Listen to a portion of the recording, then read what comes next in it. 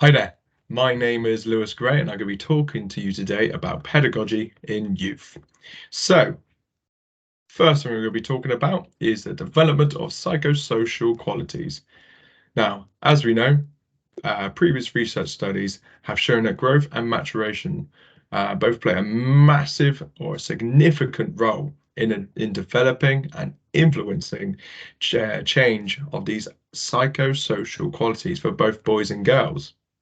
Additionally, even though females experience the onset of puberty earlier than boys, both genders still go through similar positive and negative impacts psychologically due to the influence of growth and maturation.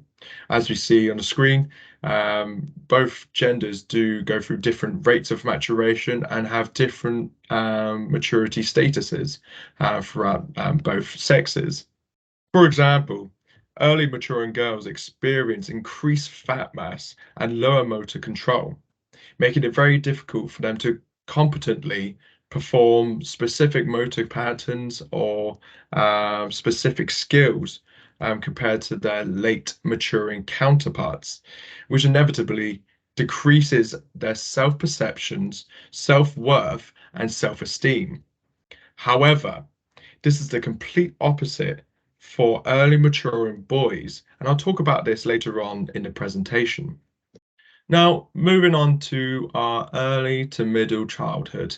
Now, these are children that age between 5 and 10 years, and during this phase, children haven't really developed the ability to compare themselves to their other peers, positively really increasing their levels of self-evaluation, which is important and allows them to reflect on themselves rather than others.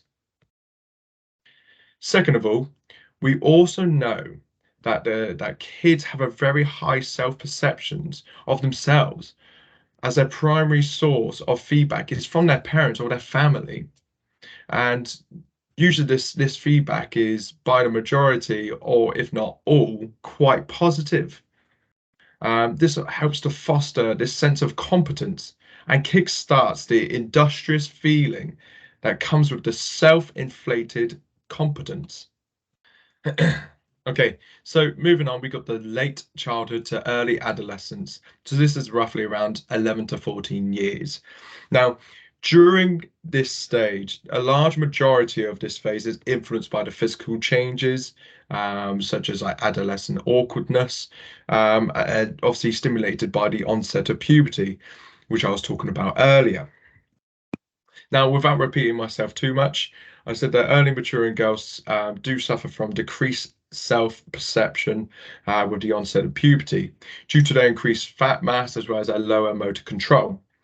However, this is a complete opposite for boys as they increase in their testosterone levels, their muscle cross-sectional area, their muscle thickness, and just their physical capabilities. And this inevitably increases their physical self-perceptions as well as their self-competence and self-confidence in and around the sport.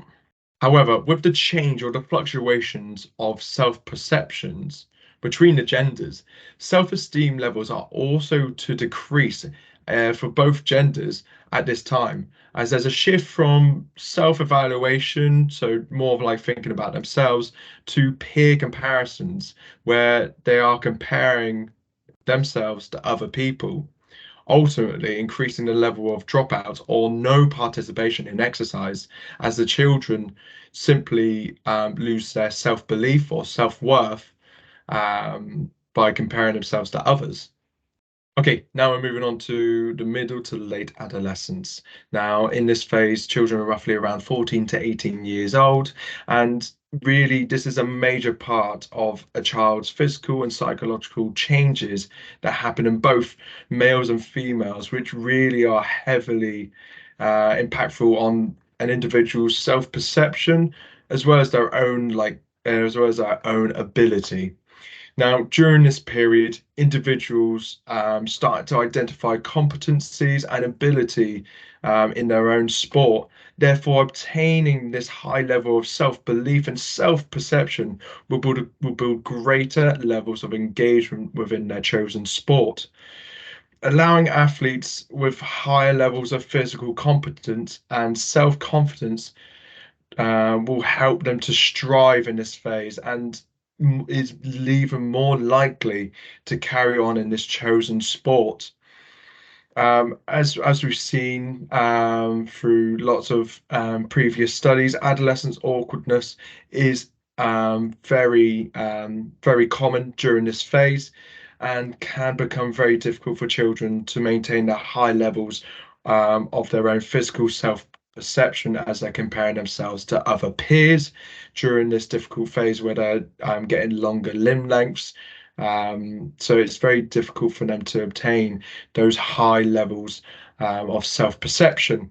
Therefore, coaches should really develop physical competence and self-confidence in all children before this stage. So now we're moving on to our pedagogical approach.